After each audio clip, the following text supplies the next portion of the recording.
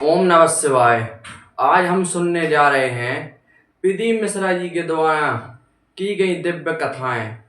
यह वीडियो धार्मिक उद्देश्य के लिए बनाया गया है। चलो तो शुरू करते हैं। श्री कैलाशी अविनाशी भगवान शिव, जिनकी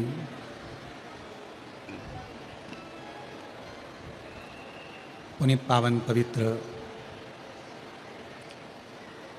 शिव महापुराण की कथा बाबा देवादिदेव महादेव की कृपा से, करुणा से, उनकी उदारता से आप और हमको भाग्यनगर हैदराबाद की इस पवित्र भूमि पर शमशाबाद में श्रवण करने का सौभाग्य प्राप्त हुआ है। हैदराबाद के शमशाबाद के सभी शिव भक्तों ने खूब 2-2 लोटा पानी भरकर भगवान शंकर को चढ़ाया होगा, इसलिए शिव जी ने कृपा करी है। ये जो ये पवित्र पावन शिव महापुराण की कथा और साथ में ही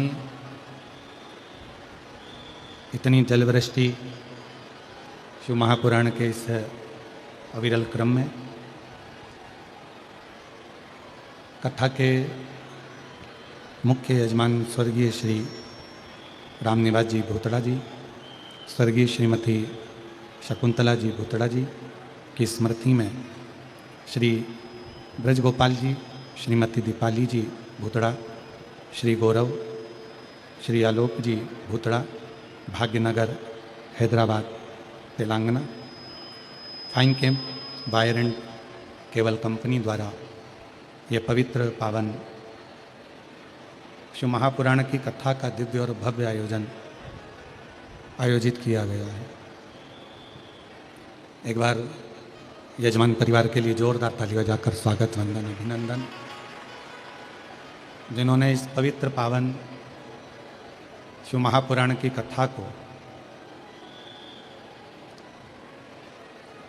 महाराष्ट्रियन श्रावण का जो महीना होता है, उस श्रावण के महीने के अंतर्गत ही ये पवित्र कथा बाबा देवादिदेव महादेव की कृपा से, उनकी करुणा, उनकी उदारता से चल रही है।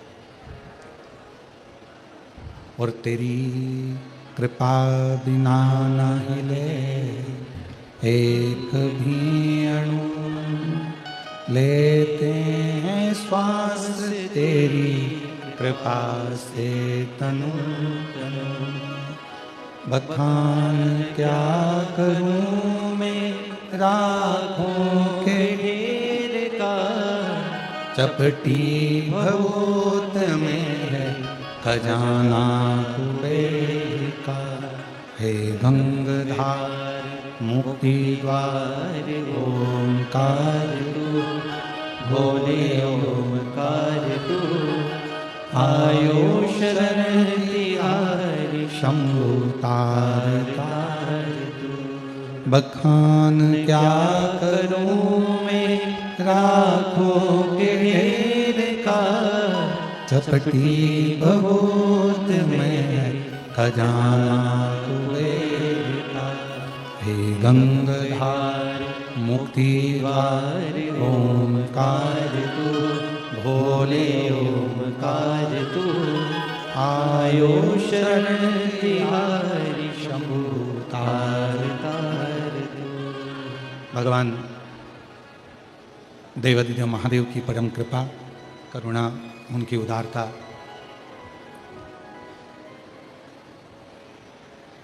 शायद हैदराबाद वालों ने सोचा भी नहीं होगा कि ये पावन शिव महापुराण की कथा आपको इतनी जल्दी भाग्यनगर में श्रवण करने को मिल जाए। क्यों? क्योंकि कथा के जितने श्रोता हैं वो सब भाग्यनगर में रहने वाले, हैदराबाद में रहने वाले जितने भी श्रोता भाई बहन हैं, उन सबके मन में यह भाव उत्पन्न होता है कि इतना भीड़ इकट्ठा होता है, इतना गर्दी होता है, इतना शिव भक्त श्रवण करने के लिए आते हैं, और भाग्यनगर हैदराबाद में सब जगह पर इतना बस्ती है, तो कथा होए तो होए कहाँ। पर मैं श्री ब्रजगोपाल जी भूतड़ा जी को बहुत बहुत धन्यवाद देता हूँ, जिनके माध्यम से ये कथा आज भाग्यनगर में हैदराबाद शमशाबाद की इस पवित्र धरा पर आयोजित हो रही है। और इसमें भूतड़ा परिवार के ऊपर तो भगवान देवादिदेव महादेव की कृपा है, भगवान शंकर जी की बड़ी भारी कृपा है, पर साथ में भाग्यनगर में रहने वाले आप सभी भाग्यशालियों की भी बड़ी बाबा देवादिदेव महादेव की आप पर भी कृपा है, जो आप सब इतनी लाखों की संख्या में पहुंचकर इस कथा का लाभ ले रहे हैं।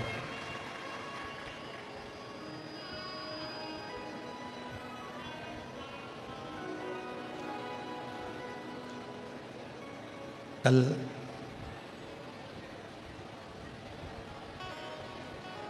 श्रीमती दीपाली भाभी जी के पिताजी कल कह रहे थे, गुरुजी हैदराबाद में इतना पानी कभी नहीं आया जो पानी अभी गिर रहा है, जलवृष्टि हो रही है, और शिव महापुराण में इतना पानी आ रहा है। हमने उनसे कहा कि बाबूजी, हैदराबाद वालों ने जितना जल शिव जी को चढ़ाया होगा, तो शंकर जी का इतना सुंदर आयोजन है, तो शंकर जी भी तो कुछ कृपा करेगा ही।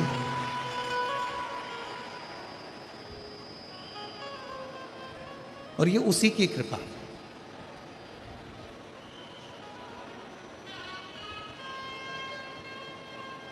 महाराष्ट्रियन श्रावण का महीना है,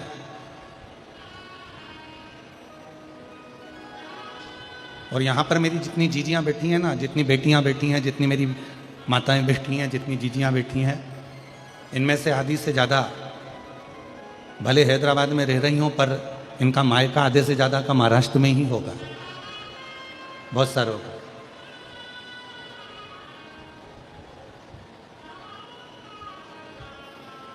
और ये शिव की उदारता से ये कथा भाग्यनगर तक पहुंची है। स्वर्गीय श्री रामनिवास जी भूतड़ा जी की स्मृति में स्वर्गीय श्रीमती शकुंतला देवी जी की स्मृति में हम जब कल बैठे, तो हमने श्री ब्रजगोपाल जी भूतड़ा जी और उनकी धर्मपत्नी श्रीमती दीपाली जी भूतड़ा जी दोनों को और दोनों बेटों को भी एक ही बात कही कि आपके माता पिता शिव जी के इतने बड़े भक्त थे कि जब तक घर में शंकर भगवान का कोई अभिषेक नहीं हो जाता, जब तक शिव जी का कोई अर्चन, भगवान शिव की आराधना नहीं हो जाती, तब तक वो भोजन भी नहीं ग्रहण करते।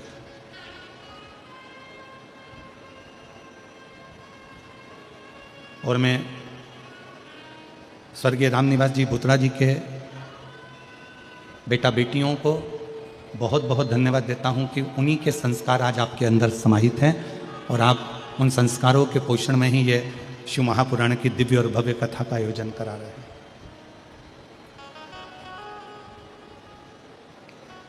अब ये आपके ऊपर निर्भर है कि आप इस कथा में से कितना गागर में से, कितने सागर में से गागर भर सकते हो, आप कितना ग्रहण कर सकते हो। जलवृष्टि अपना काम करेगी,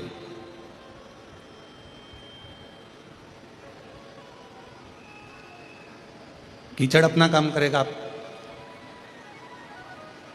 आप किस भाव से कहां बैठकर किस रूप में भगवान शंकर की अविरल कथा का रसपान करेंगे, ये आपके ऊपर निर्भर करता है।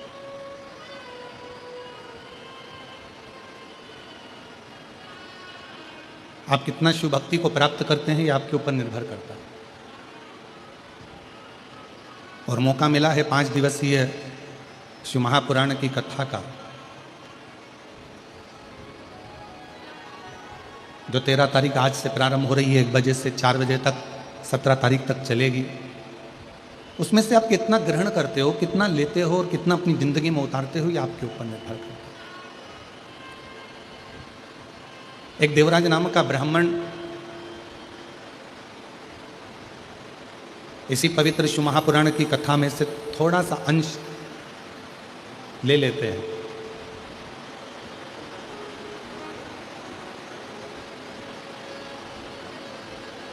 और देवराज नाम का ब्राह्मण जब छोटा सा एक 24,000 श्लोक के इस शिव महापुराण में से एक थोड़ा सा अंश लेकर भगवान शंकर के कैलाश धाम में जाकर निवास कर सकते हैं, तो क्या आप और हम इस पवित्र शिव महापुराण में से कुछ ग्रहण कर कर भगवान शंकर के अपने नहीं बन सकते?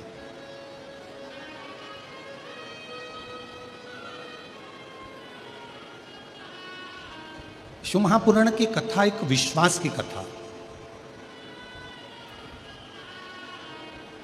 जिसमें सबसे ज्यादा जरूरी है आपका भरोसा, आपका विश्वास, आपकी दृढ़ता। और मैंने तेरे ही भरोसे बाबा, तेरे ही भरोसे हवा बिच उड़ती जावांगी बाबा, डोर तो छड़ी नावे कटी जावांगी, भोले मैं तेरी शंभू मैं तेरी हवा बिच उड़ती जावांगी बाबा, डोर तो छड़ी नावे कटी जावांगी। ये पूरी शिव महापुराण की जितनी कथा है, एक अविरल विश्वास की कथा।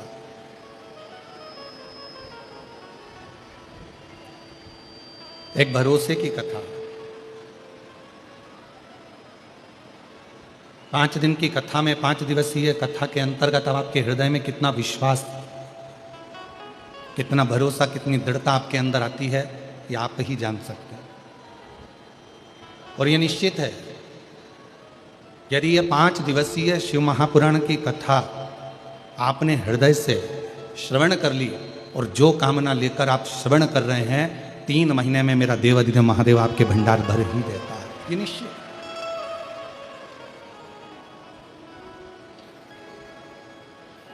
आप उसको कितनी दृढ़ता से श्रवण कर रहे हैं।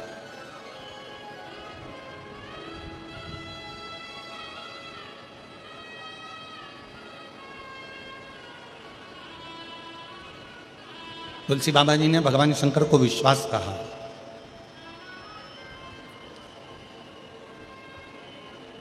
और तुलसी बाबा जी ने कहा कि जिसके हृदय में ये शिव रूपी विश्वास यदि आकर विराजमान हो जाता है, भगवान देवाधिदेव महादेव रूपी विश्वास जिसके हृदय में आकर विराजमान हो जाता है, फिर उसको परमात्मा को ढूंढने के लिए नहीं जाना पड़ता। पंडाल की आवाज खोलो उधर।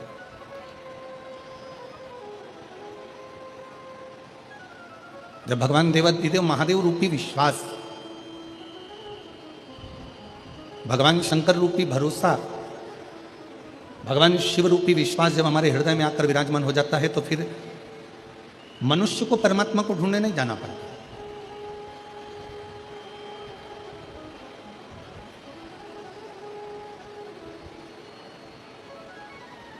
फिर स्वयं देवाधिदेव महादेव भगवान शंकर अपने भक्त को ढूंढने के लिए आते हैं। कहीं भटकना नहीं है। फिर आप एक लोटा जल चढ़ाने वाला जो मानव होता है, दुनिया के लोग कहते हैं एक लोटा जल चढ़ाने से क्या होता है। शिव महापुराण की कथा कहती है, जब एक लोटा जल हम शिव जी को समर्पित करते हैं तो अपने एक हाथ को हम आगे बढ़ाते हैं और अपना हाथ, जैसे लड़का और लड़की का विवाह होता है तो हथलेवा कराया जाता है, कन्यादान करा जाता है। कन्यादान के समय पर वर और कन्या के हाथ को आगे बढ़ाया जाता है और कन्या का हाथ वर के हाथ में दे दिया जाता है। उसी तरह जब हम शिव जी को एक लोटा जल समर्पित करते हैं, अपने हाथ को आगे बढ़ाकर शंकर जी को जल समर्पित करते हैं, उस समय पर आपका और शिव का एक अटूट संबंध बन जाता है और वो संबंध आखिरी दम तक नहीं छूट पाता, अंतिम श्वास तक नहीं छूटता।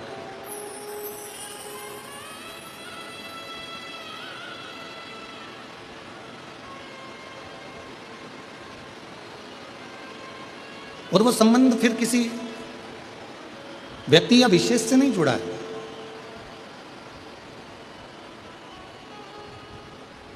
शिव महापुराण की कथा कहती है, जब भगवान शंकर को जल चढ़ाया जाता है, शिव जी को जब अर्चना करी जाती है, शिव जी को जब जल चढ़ाया जाता है, तो वो संबंध केवल एक मनुष्य का नहीं जुड़ा। शिव जी को जल चढ़ाते समय वो संबंध स्वयं परमात्मा से जुड़ता है।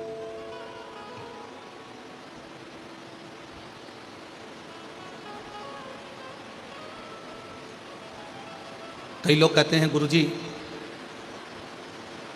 क्या नारायण भगवान को भजने वाले को भगवान शंकर को भजना चाहिए? कई लोग कहते हैं, भगवान कृष्ण को भजने वाले को क्या भगवान शंकर को भजना चाहिए? कई लोग कहते हैं, भगवान शंकर को भजने वाले को क्या नारायण को भजना चाहिए? क्या भगवान कृष्ण को भजना चाहिए? मेरी जीजियों, मेरे जीजाओं, मेरी बेटियों बेटाओं, मेरी माताओं, मेरे भाई, अपनी चित्तवृत्ति में एक बात उतार कर रखिए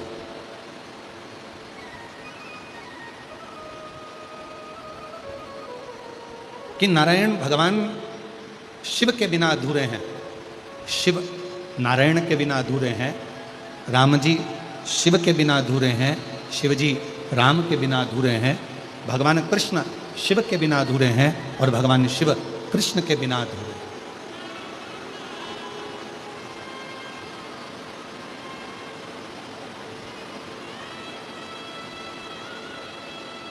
जो शिव को भजने वाला है वो नारायण को अवश्य भजे।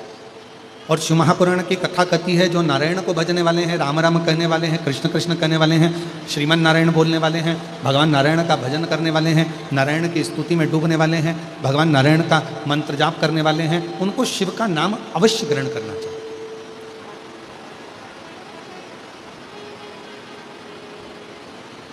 शिव के बिना नारायण सूने हैं और नारायण के बिना शिव सूने हैं।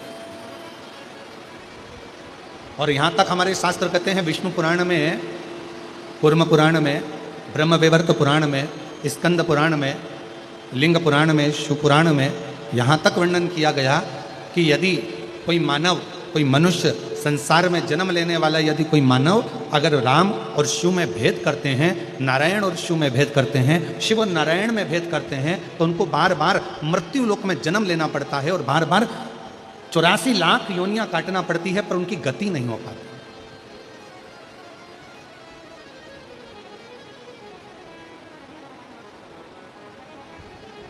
शिव और नारायण में कोई भेद नहीं है। जरा विचार करिए, तिरुमाला में विराजमान मेरे वेंकटेश भगवान, तिरुमाला में विराजमान मेरे श्री नारायण हरि, जब इस भूमंडल पर मृत्यु लोक में आए, क्योंकि मेरे भगवान नारायण का तो स्थान स्वर्ग है, बैकुंठ है। ब्रह्मा जी ब्रह्मलोक में हैं, भगवान विष्णु बैकुंठ लोक में हैं और मेरे भगवान शंकर मृत्यु लोक में।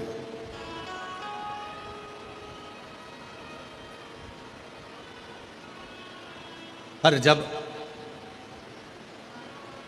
जिस समय पर भगवान नारायण मृत्यु लोक में आए, पृथ्वी पर भ्रमण करते करते पधारे और पृथ्वी पर आने के बाद में भगवान नारायण को लगा कि इस भूमंडल पर मुझे तप करना है, मुझे साधना करना है,